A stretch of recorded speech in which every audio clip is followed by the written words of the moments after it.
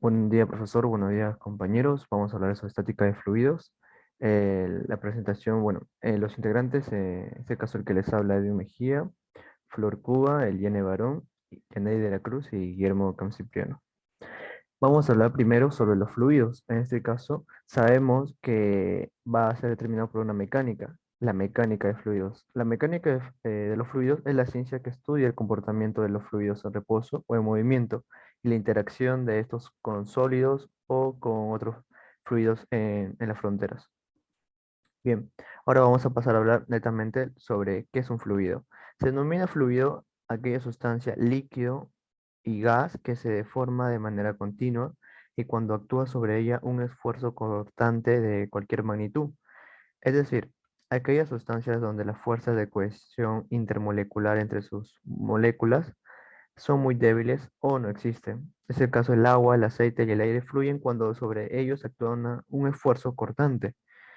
¿Sí? Ahora, cuando vamos a hablar sobre el líquido gas comprensible, sabemos que los gases son fluidos muy comprensibles, mucho más que los líquidos. Así que al ejercer una fuerza de estos, los gases van a comprimirse mucho más que un líquido.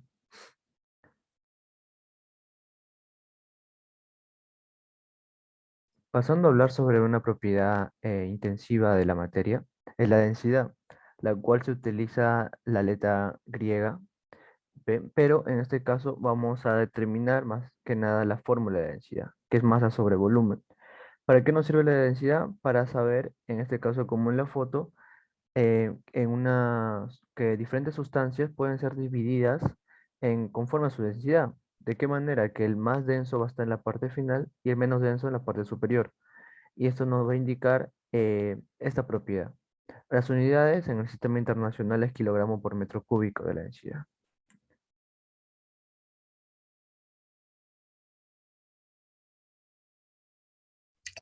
La presión es una cantidad física que mide la fuerza normal que actúa por unidad de área sobre una superficie. Su unidad en el sistema internacional es el pascal, donde un pascal es un newton por metro cuadrado. La presión atmosférica es la presión ejercida por la masa de aire que envuelve la Tierra. La presión atmosférica a nivel del mar es 1,013 por 10 a la 5 pascales, que esto viene a ser igual a una atmósfera. La presión atmosférica varía con la temperatura y con la altitud de un punto respecto al nivel del mar. Y la presión de un fluido disminuye a medida que ascendemos dentro de él, pero aumenta conforme nos profundizamos. Y el medidor de precisión más sencillo es el manómetro de tubo abierto, que viene a ser en forma de U.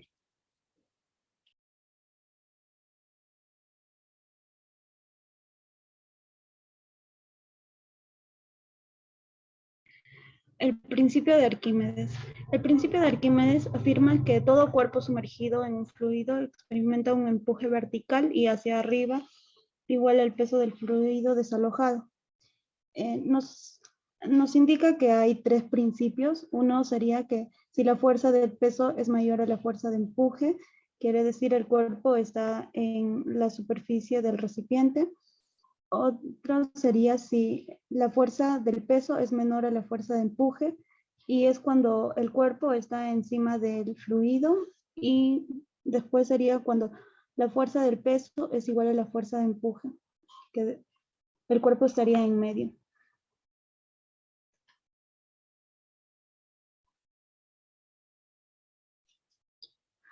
La fuerza de empuje. El empuje es una fuerza neta vertical dirigida hacia arriba que ejerce un fluido sobre un cuerpo parcial o totalmente sumergido. En este ejemplo podemos ver que la fuerza de empuje es la fuerza B, y que también se le puede decir fuerza de flotación, que sería el peso por el volumen y por la gravedad. En conclusión, si el peso es mayor a la fuerza de empuje, decimos que el cuerpo se hunde, y si el peso es menor o igual a la fuerza de empuje, o sea, B, entonces podemos decir que el cuerpo flota total o parcialmente en el fluido.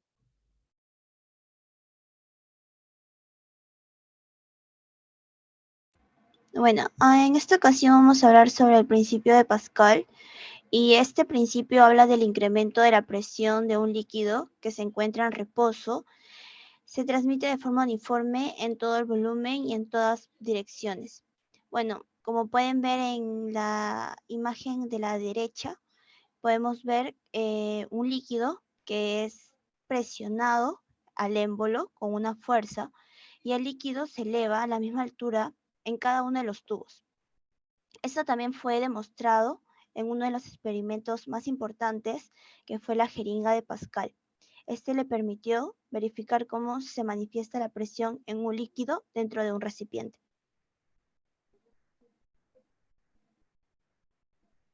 Para ver y entender un poco del principio de Pascal, tenemos el ejemplo de la prensa hidráulica. La prensa hidráulica constituye la aplicación fundamental del principio de Pascal y también un depósito que permite entender mejor el significado de esta teoría. Consiste en esencia en dos cilindros de diferentes secciones comunicativas entre sí y cuyo interior está completamente lleno de un líquido que puede ser agua o aceite.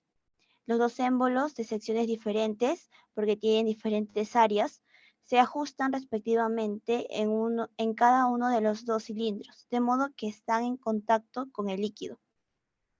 Cuando sobre el émbolo de menor sección, en este caso podemos ver que tiene el área A como representando el A1, se ejerce una fuerza, que es la fuerza 1, y una presión, que también es la presión 1, que se origina en el líquido en contacto con el que se transmite, integralmente y de forma casi instantánea a todo el resto del líquido. Por el principio de Pascal podemos saber que la fuerza dada en el émbolo del área 1 es igual a la fuerza que sale en el área 2 y se puede ver que tales fuerzas son iguales.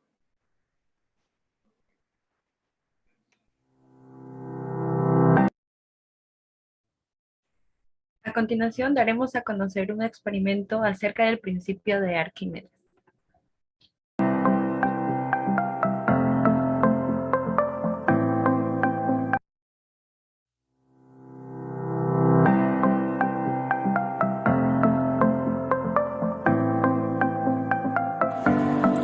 Vamos a realizar un experimento para los cuales vamos a utilizar 3 vasos llenos de agua, 3 huevos y sal.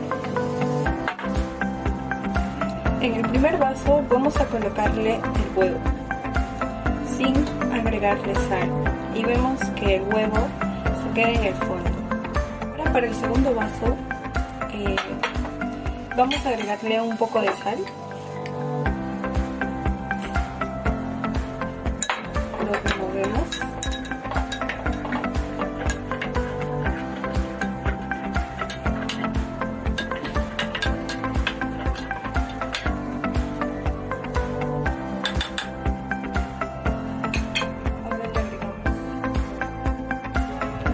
Vemos que no quedó ni en la superficie ni en el fondo. Para el tercer vaso lo que vamos a hacer es agregarle también sal.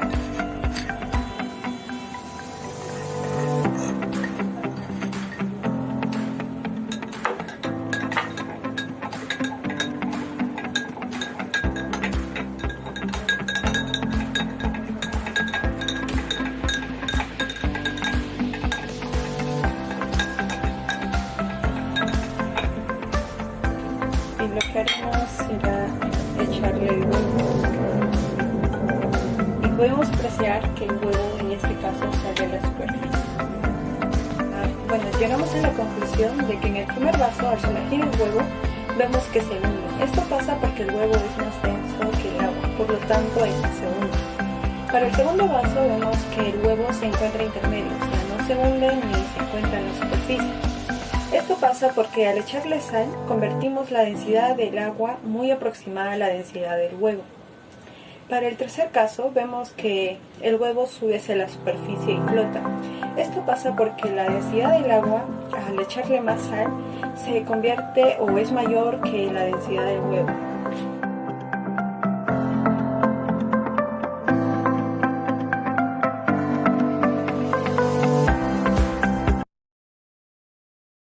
Sería toda la presentación por hoy. Muchas gracias por la atención, profesor, y hasta pronto.